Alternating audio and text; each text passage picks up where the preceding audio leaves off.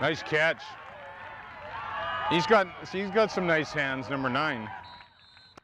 As Rick Klassen takes in a local BC junior football game nearly a quarter century after retiring from the Canadian Football League, he can't help but think of his own journey through the game. Starting from the humble beginnings in the small community of Sardis to achieving a Wall of Fame career with the BC Lions.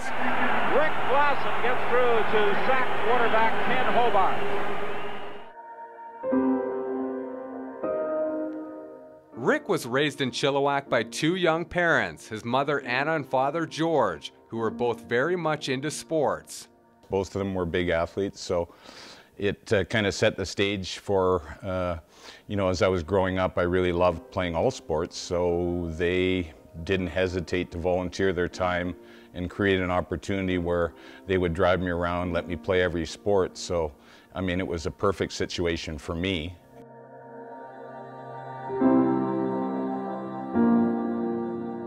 Rick essentially played every sport: football, hockey, soccer, baseball, basketball, and he excelled at every one.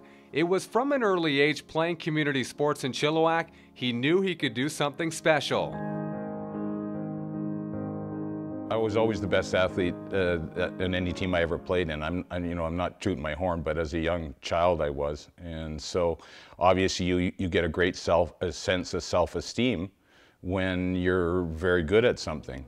And so I got an early taste of that. His aspirations began in hockey, but he soon realized his body was more built for the game of football. He started playing community football at 11 years old before starring at Sardis High School. My very first team was the Sardis Smugglers. I was the middle linebacker and quarterback, and then I played minor football the next year, and then went right into playing grade 8 football at Sardis. So I had a huge head start from all the other grade 8 kids because I'd already played 2 years of football. After his days in Sardis, he headed west down the Trans-Canada Highway to Burnaby Mountain, recruited by Simon Fraser University as a running back. But not long after, Rick beefed up and made the switch to the offensive line. He says playing at the best football school in Canada helped him make that next step to the pro game. It's about the level of competition you play at in any sport. And I was very fortunate that within an hour's drive of where I grew up in Chilliwack, we had Simon Fraser University, which was, introduced in 1965 and was the first Canadian school to have a goal to play in the Pac-10. Now, obviously that didn't happen, but as a result of, the founder, Lauren Davies, and a lot of the other coaches, the program was able to assemble some of the best Canadian football players in the history of the country. And Rick is among those great players, one of nearly 200 Klansmen that have been drafted into the CFL, still more than any other Canadian university. And after 4 years at SFU, all that hard work paid off. In 1981, Rick was taken as a territorial pick by his hometown BC Lions. Putting on that orange jersey was a dream come true. It's one of the most exciting moments of my life to that point, right? And outside of maybe the birth of my kids and maybe winning the Grey Cup, the fact that you get that call and the reality sets in that all that hard work and those long nights on the rainy nights up at SFU and the practice, wondering why you were doing this, all that hard work in the gym and the commitment you put in paid off with your hometown team picking you, protecting you. And he still remembers his first CFL game like it was yesterday, albeit an exhibition game in Saskatchewan. He can think back to how incredibly nervous he was lining up as an offensive guard. That game I can remember quite clearly. I was extremely nervous, probably the most nervous I've ever been for any sporting event, right?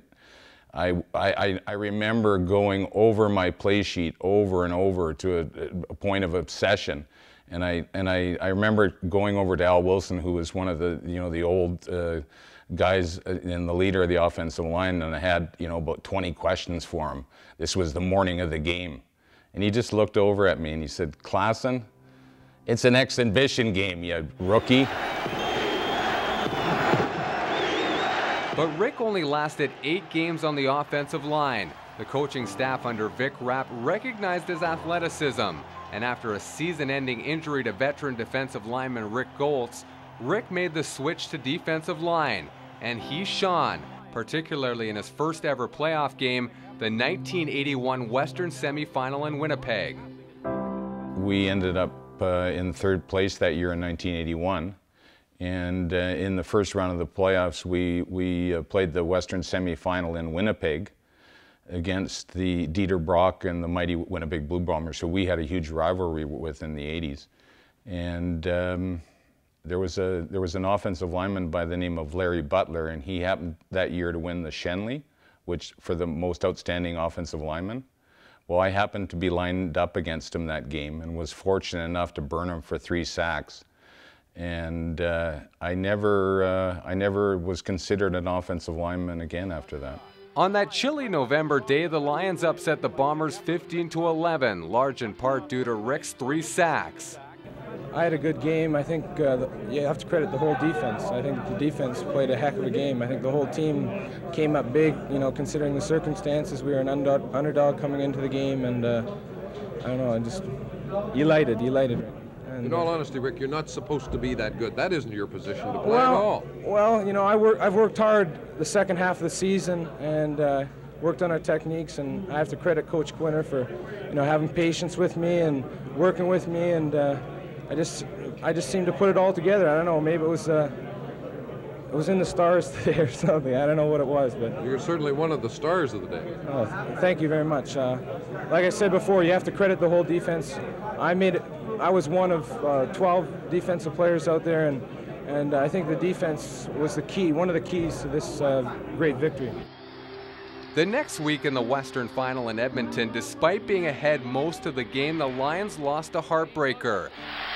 2nd and 18. Moon throwing deep. Kelly's open. Touchdown! As Warren Moon found Brian Kelly in the final minutes to lift the powerhouse Eskimos to a 22-16 comeback win, and eventually to their 4th straight Grey Cup. Then in 1982, the Lions missed the playoffs altogether for the 2nd time in 3 years, spelling the end of the Vic Rapp era. Enter Don Matthews, and the culture of the team changed instantly come 1983. His player-coach mentality, his more positive kind of thinking, let's make this a party, let's have some fun. Just that simple change in philosophy, everyone bought into it because we were hungry to win, and we had a good core of Canadian players. And anytime you have a good core of Canadian players, you got a shot in the CFL. This one is picked out by Larry Crawford. In that 1983 season, the first at the newly built BC Place, the Lions went on a magical run to the Grey Cup. At home under the dome, a special moment for Rick playing in front of family and friends. It also happened to be the best game of his career. Holloway has 2 seconds left to get the playoff. Just made it. And down he goes again. Rick Klassen. Racking up 2.5 sacks and winning the Most Outstanding Canadian award. But after leading 17-7 at halftime, the Lions didn't score another point in the second half, and the Argos came back to win their first Grey Cup championship in 31 years. The loss left Rick and the Lions feeling sick as they walked off their home field without the cup. It was kind of very strange to be up on the podium, being named the Canadian Player of the Game and winning a car when the real prize was won by my 2 closest friends that I had been to SFU. So that was a bittersweet pill to take. It was probably the first time that I'd really felt a tough loss, because that off season was very hard, because in our minds we had thought we were going to win it. But 2 years later, the Lions did get back to the big game. Left tackle, numéro 90, number 90, Rick Klassen. this time at Olympic Stadium in Montreal on a cool but clear day on Sunday, November 24th. I can remember very clearly the morning of the game. We were just hoping for a fast track because we had a super fast defense. And that morning when I woke up, opened the windows at the hotel, and I can remember the sun shining.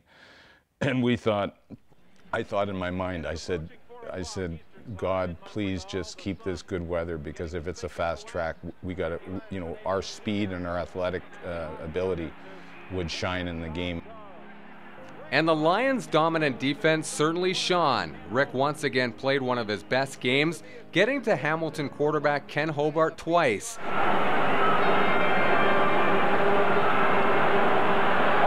had difficulty picking out a receiver, and Rick Klassen is there for the tackle, sacking Ken Hobart, and Rick Klassen appears to be intent upon earning that Outstanding Performer Award from this 1985 Grey Cup game, as he did in '83. And unlike the loss in '83, BC's offense put up points in a landslide 37-24 win to finally live out that dream of hoisting the Grey Cup. Just a great performance by both these clubs. The expression of joy on the face of guys like Parker and Wilson with the commissioner down there right now. And the greatest football fans in the world, it's an honor to present the Grey Cup to the British Columbia Lions,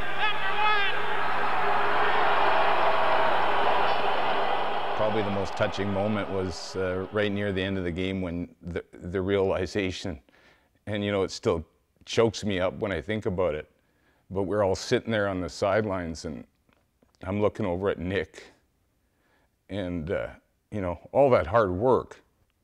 And you know, you have to have a lot of belief in yourself, right? It's all about believing. You can't believe, you can't achieve if you don't believe. And I think finally we believed so hard, and we had worked so hard to get, you know, to the top of the mountain. And when you realize that you've accomplished something that is like almost bigger than yourself, you know, as far as you know, getting the thought of having your name on the Grey Cup forever. 7-yard line, the Argos 1st and 10. Gibbs in trouble. Klassen finishes him off. But after the high of winning it all, the Lions couldn't get back to the top. Bob Ackles, the Lions GM at the time, who was instrumental in building a championship team full of great Canadian players, left for the Dallas Cowboys after the 1986 season. And that changed everything. That changed the ball club. That changed the ball club instantly. Because any organization, let's face it, we're only as good as our leadership. And Bobby was a special leader. He was a special man. Replacing Ackles at GM was longtime Montreal executive Joe Galat, who Rick didn't quite get along with. The management was so bad, and he treated the players so poorly. It went from Bobby treating the Canadians, you know, as, you know, extremely well, to Joe treating them like dirt. Rick's tumultuous relationship with Joe Galat eventually led to his trade to the Saskatchewan Roughriders in 1988, after an honest discussion between Rick and Galat over the $125,000 a year contract he signed the day before Ackles left for Dallas. I wasn't happy with the environment he created. I didn't get along with him. I didn't like him as a person. And then he told me to take a pay cut, and that kind of pushed me over the edge. So we had a nice little chat, a little meeting, and I said, sure, I'll take the pay cut. You take the same pay cut, and then we got a deal. Well, the next day, I was traded to the Saskatchewan Roughriders for a box of tape and a couple of players that really didn't do anything for the club. So basically, I was discarded. And the Riders finally catch up to him at the 35-yard line. But the Lions' loss was Saskatchewan's gain, a franchise in turmoil after missing the playoffs in 1987 for the 11th straight year. Rick came in and taught the players how to win, helping turn the Riders' culture around. He can't be blocked by Jamie Buis, but then good pursuit angle. Klassen doesn't go downfield and chase sideways. He goes laterally, lets the play come to him. And his read was... When I went there, I think I was really actually appreciated more, because I went into a group of guys that didn't have the belief. And I was able to instill that belief and convince them that they were every bit as good as the '85 championship team that I had played on, and that they just had to recommit themselves and they could win the cup. In that '88 season, Rick led a dominant defense alongside Hall of Famer Bobby Jurison. And in his return to BC Place, Rick played a whale of a game, forcing a fumble that led to a Riders touchdown and a 36-32 win. That's a loose ball, and it's a Saskatchewan touchdown in the arms of Gary Lewis. Well, so much for momentum. It has shifted again. Rick Klassen, who is so fired up for this football game, he came to the stadium at 3:30 this afternoon. And he is playing, like he said when he was traded, like an untamed pit bull. Saskatchewan finished second in the West and hosted a playoff game for the first time since 1976 against none other than the BC Lions. The Lions ran wild over the Riders in a 42-18 win at Taylor Field. After the season, Rick wanted to stay in Saskatchewan, but with 3 kids settled back home in BC, he put his ego aside and rejoined the Lions for the last 2 years of his career. Lo and behold, the Riders went on a run the next year, all the way to the 1989 Grey Cup game, winning 43-40 against the Hamilton Tiger Cats for the team's first championship since 1966, as Rick watched the game on his couch in Vancouver. To me, it feels like I was part of the team because Roger Aldag, who was the leader of that club, came up to me after one day when I congratulated him on, finally getting to the top of the mountain, and he said, Rick, you were still part of this team, buddy. You helped us get there. So, that meant a lot to me. Rick played 2 more years in BC before calling it a career great career that's been recognized by the BC Lions. In 2003, Rick was voted in by fans as a member of the all-time Dream Team. Then in 2012, he was inducted into the Lions Wall of Fame alongside teammate Nick Hebler. Please welcome the 2012 Wall of Fame inductees, Nick Hebler and Rick Klassen. In just 160 games, Rick amassed 66 sacks. He earned top Canadian honors in the 1983 Grey Cup loss to the Toronto Argonauts, and 2 years later was a key member when the Lions laid claim to the 1985 Grey Cup championship. That same year, he was named to the Western Division All-Star team. Welcome home, Rick Klassen. Good luck, guys. Good luck. I remember you playing. Thanks for doing this, guys. Now, 24 years after retirement, Rick tries to give back to the game as much as he can while running a wedding publication business with his partner Debbie. He has a message for all aspiring athletes who dream about playing in the show, and even for everyday people looking to realize their dreams. Let's face it, I look back, I was blessed. I was blessed with an incredible amount of God-given talent. But, I also pat myself on the back and said I worked my tail off. I worked my tail off. I worked as hard as anyone could work and got every ounce of effort out of my ability. So I'm super proud of that, and at the end of the day, I was the best I could be. And no matter what you do, if you give it 100% and you believe, and you will achieve. Whether you win the championship or not, really at the end of the day, that's really immaterial. But it's really about the effort we put in, the work we put in, the commitment we put in, and every successful person is a hard worker. There's no shortcuts. There never is. And if you think there is a shortcut, there's not. Hard work, smarts, and a distinct desire to want to accomplish something is a formula for success.